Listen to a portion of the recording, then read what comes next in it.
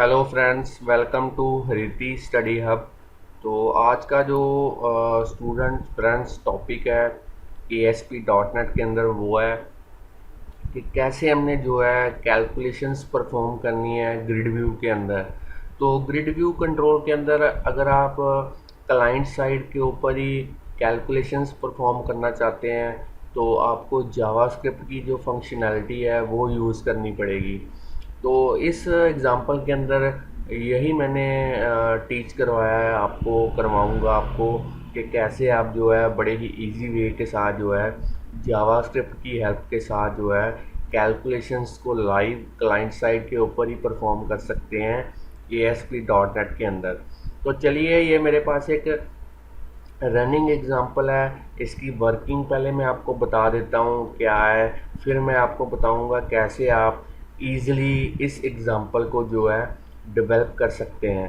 तो चलिए, हेडिंग से आपको पता चल ही गया होगा कि एग्जांपल किसके बारे में है।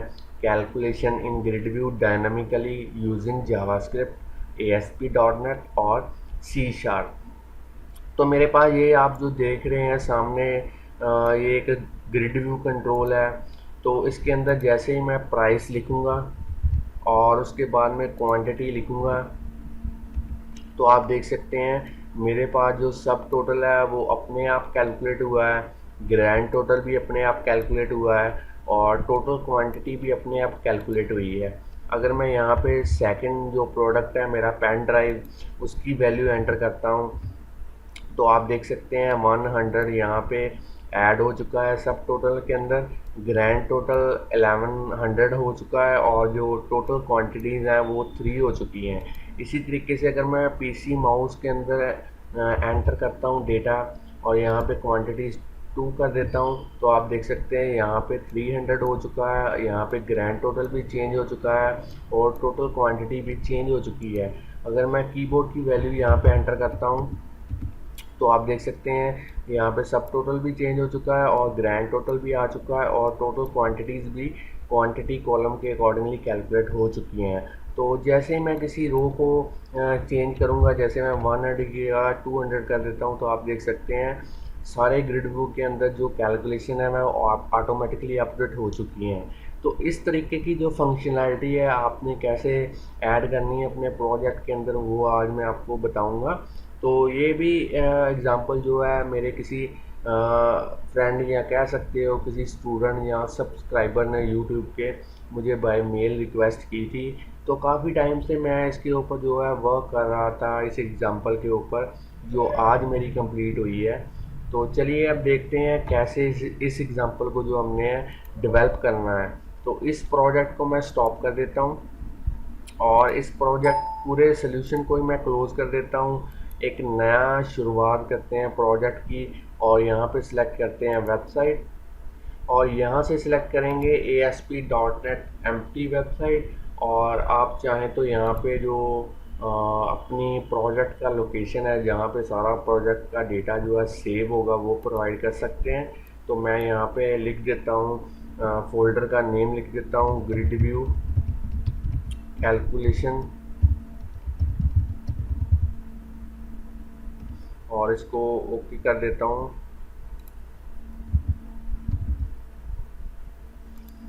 और चलिए, मेरा जो प्रोजेक्ट है वो क्रिएट हो चुका है। अब हम यहाँ पे राइट क्लिक करेंगे सॉल्यूशन एक्सप्लोरर के अंदर और नई आइटम ऐड करेंगे, एक ब्लैंक वेब फॉर्म। आप चाहें तो वेब फॉर्म का जो नेम है यहाँ पे साइन कर सकते हैं और चलिए इसको ऐड कर देते हैं अपने प्रोजेक्ट के अंदर।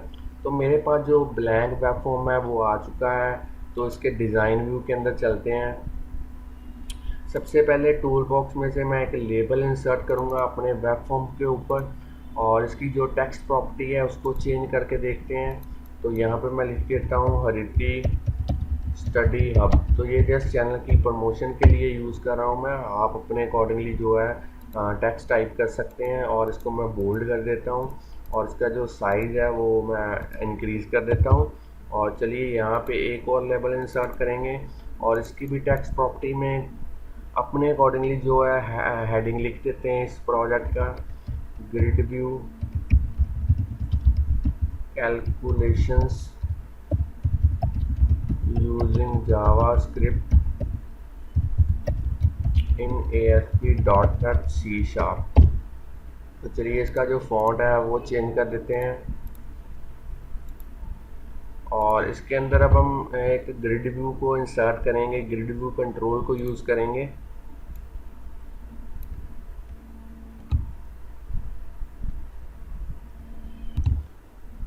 और यहाँ पे एक ग्रिड व्यू कंट्रोल को यूज़ करेंगे हम। तो ये हमारा ग्रिड व्यू कंट्रोल है। अब हमने जो है ग्रिड व्यू कंट्रोल को कॉन्फ़िगर करना है। तो आप देख सकते हैं यहाँ पे मेरे पास जो है 5 कॉलम्स हैं। तो 5 कॉलम को मैं कैसे यूज़ करूँगा, तो इस कॉलम को, सीरियल नंबर वाले कॉलम को मैं बाउंड फील्ड यूज़ करूँगा, प्रोडक्ट नेम को भी मैं बाउंड फील्ड यूज़ करूँगा, जो प्राइस है उस कॉलम को मैं as a template field use करूँगा, और क्वांटिटी को भी मैं टेम्पलेट फील्ड यूज़ करूँगा, और सब टोटल को जो है वो बाउंड फील्ड यूज़ करूँगा। तो फुटर के लिए मैंने जो है ये लेबल यूज़ किए हैं, यहाँ पे जो आप देख सकते हैं ये लेबल है। तो चलिए इसको कॉन्फ़िगर कर लेते हैं। यहाँ पे आप ऑटो फॉर्मेट कोई भी सिलेक्ट कर सकते हैं। तो मैं ब्राउन शुगर यूज़ कर लेता हूँ। और अब हमने जो है एडिट कॉलम्स के अंदर जाना है। तो पहले, सबसे पहले हमने 2 बाउंड फील्ड यूज़ करने हैं, और पहले पे लिखना है सीरियल नंबर। तो जो डेटाबेस है, डेटा टेबल मैं वर्चुअली क्रिएट करूँगा, उसका जो फील्ड है उसका नेम यहाँ पे लिखना है सीरियल नंबर। इसी तरीके से यहाँ पे मैंने लिखना है प्रोडक्ट नेम, और इसका जो बाउंड फील्ड के अंदर डेटा फील्ड है यहाँ पे मैं लिखूँगा अपने डेटा टेबल के कॉलम का नेम। तो चलिए 2 बाउंड फील्ड हो चुके हैं। अब टेम्पलेट फील्ड को यूज़ करते हैं। 2 टेम्पलेट फील्ड यूज़ करेंगे। यहाँ पे मैं लिखूँगा, आप देख सकते हैं यहाँ पे लिखा है प्राइस और क्वांटिटी। तो यहाँ पे मैं लिख देता हूँ प्राइस, और यहाँ पे लिख देते हैं क्वांटिटी। तो अब हमने जो लास्ट वाला फील्ड यूज़ करना है वो भी बाउंड फील्ड ही है। तो एक बार चेक कर लेते हैं दोबारा से।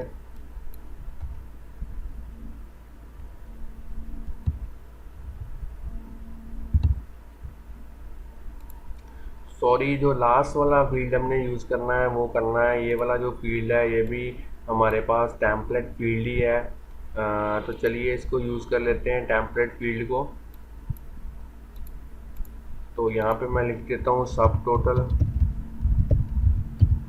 और अब हमने इनकी अलाइनमेंट जो है वो सेंटर में करनी है। तो यहाँ पे आइटम स्टाइल, और उसके बाद में हॉरिजॉन्टल अलाइनमेंट करेंगे सेंटर। इसी तरीके से इसकी भी जो अलाइनमेंट है वो कर देते हैं हॉरिजॉन्टली सेंटर, और इसी इसी तरीके से प्राइस की भी जो अलाइनमेंट है वो कर देते हैं सेंटर्ड, और लास्ट में क्वांटिटी, और फिर हम करेंगे सब टोटल की जो अलाइनमेंट है वो करेंगे सेंटर में। तो चलिए ये हमारे पास जो है फील्ड्स जो है कॉन्फ़िगर हो चुके हैं। अब ओके के ऊपर क्लिक करेंगे। अब आप देख सकते हैं कुछ एक्स्ट्रा कॉलम्स हमारे पास विजिबल हो रहे हैं। तो इनको हटाने के लिए हम एक प्रॉपर्टी को यूज़ करेंगे, अलाउ जनरेट कॉलम्स, इसको फॉल्स करेंगे। तो ये देखिए ये चेंजेस हो चुकी हैं। तो चलिए अब हमने जो आगे का काम करना है वो है एडिट टेम्पलेट्स के अंदर जाएंगे, और सबसे पहले जो है यहाँ पे जो है प्राइस लिखा हुआ है, इसके आइटम टेम्पलेट के अंदर हम एक टेक्स्ट बॉक्स को इंसर्ट करेंगे। तो इसकी जो अलाइनमेंट है वो सेंटर में करेंगे, जस्टिफाई। और इसी तरीके से जो आगे है प्राइस के आगे जो क्वांटिटी है उसके आइटम टेम्पलेट के अंदर जाएंगे, और यहाँ पे भी जो है एक टेक्स्ट बॉक्स को एंटर करेंगे, और इसकी भी जो अलाइनमेंट है वो सेंटर में करेंगे। तो चलिए जो क्वांटिटी का फुटर टेम्पलेट है उसके अंदर एक लेबल इंसर्ट करते हैं। तो ये मेरे पास एक लेबल आ चुका है, और इसकी भी अलाइनमेंट सेंटर में कर देते हैं। तो उसके आगे जो हमने करना है सब टोटल का आइटम टेम्पलेट है, यहाँ पे एक लेबल इंसर्ट करेंगे, और इसकी भी अलाइनमेंट जो है सेंटर में करेंगे। और एडिट डेटा बाइंडिंग के अंदर हम यहाँ पे लिखेंगे ईवेल, और अपने जो डेटा टेबल के अंदर जो हमारा कॉलम का नेम है वो यहाँ पे लिखेंगे सब टोटल, और इसको ओके के ऊपर क्लिक करेंगे। और चलिए अब हमने जो करना है,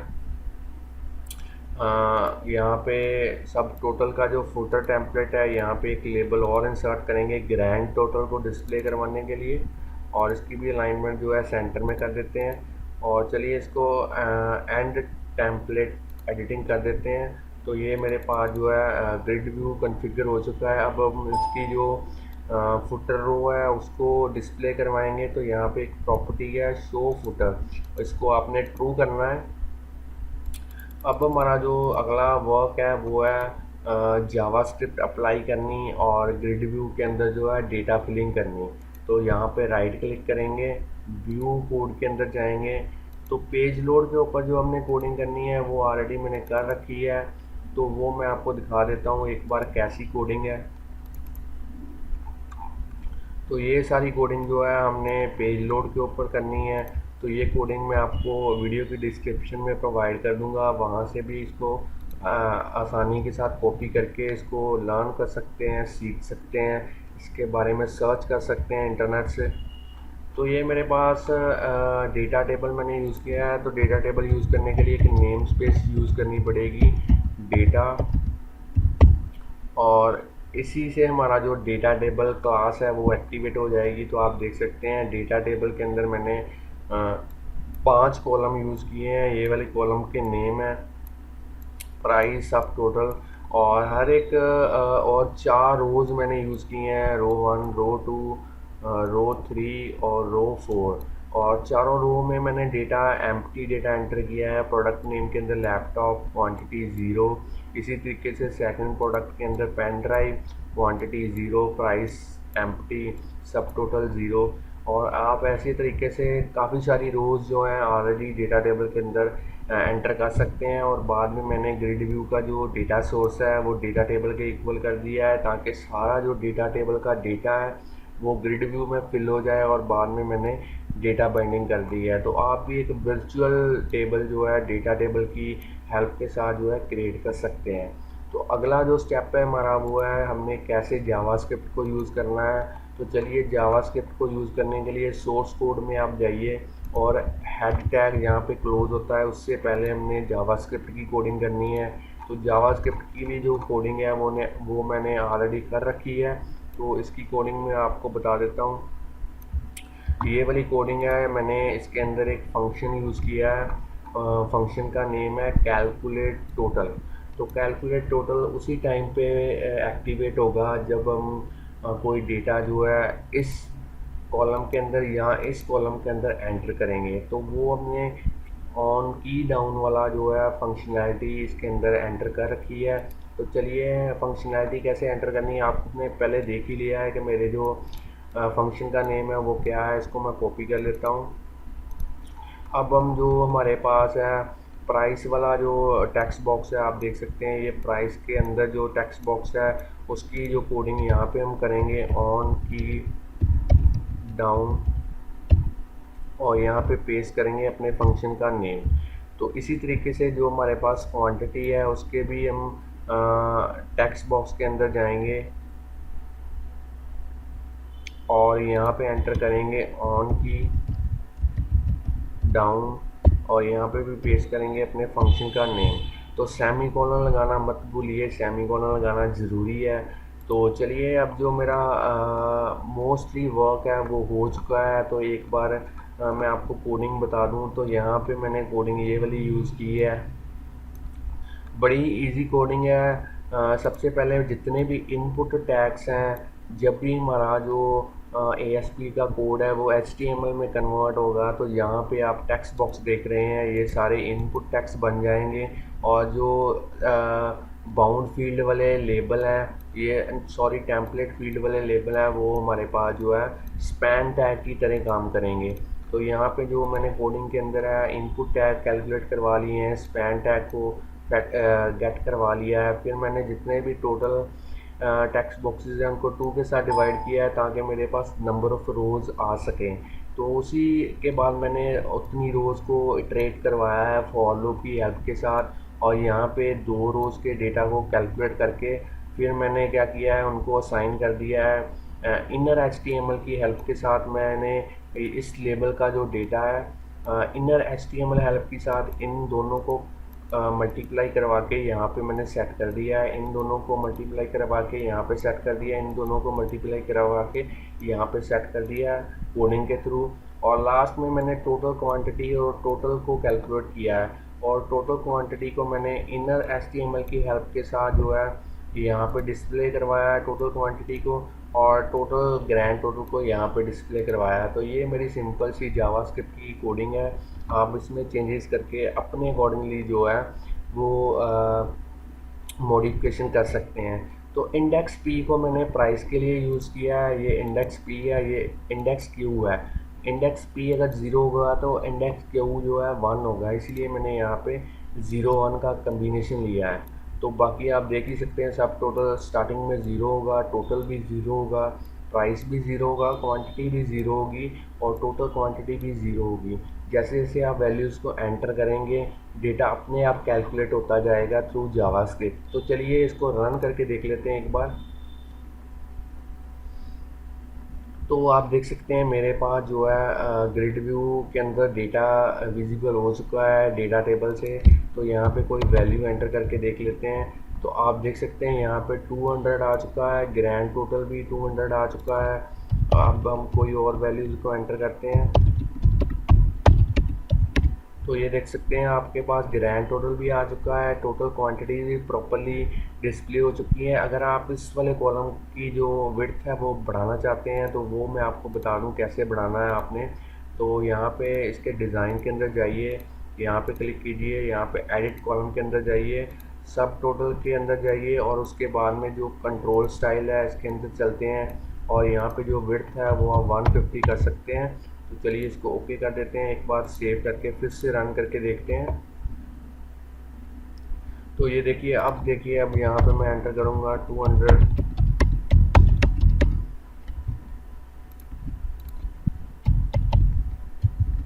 तो यहाँ पे जो मेरे पास सब टोटल है वो आ चुका है 1000, और उसके बाद जो क्वांटिटीज़ हैं वो आ चुकी हैं 5। तो इस तरीके से आप जो है इजीली जो है कैलकुलेशन जो है जावास्क्रिप्ट के थ्रू ग्रिड व्यू के अंदर परफॉर्म कर सकते हैं। आपको 2-3 बार इसको रिव्यू करना पड़ेगा इसका कोड स्टूडेंट, तभी आपको समझ आएगी। मगर मैं इतनी होप के साथ ये बता सकता हूँ कि आपको काफ़ी हेल्पफुल रहेगी ये वाली कोडिंग कैलकुलेट करने के लिए डेटा को ग्रिड व्यू के अंदर। तो friends, thanks for supporting our channel. तो अगर आपको ये वीडियो अच्छा लगा है तो इसको लाइक ज़रूर कीजिए और कमेंट करके मुझे बताइए कि कैसे इन फ्यूचर आप कैसे जो है ट्यूटोरियल चाहते हैं ASP.NET के अंदर। तो अपने आइडिया जो है मेरे साथ आप शेयर कर सकते हैं थ्रू मेल, या फिर आप मुझे कमेंट के थ्रू मैसेज कर सकते हैं यूट्यूब के ऊपर। तो इसी तरीके से हमारी सपोर्ट करते रहिए और नए नए आइडिया जो है हमें भेजते रहिए। Thanks friend for watching our videos.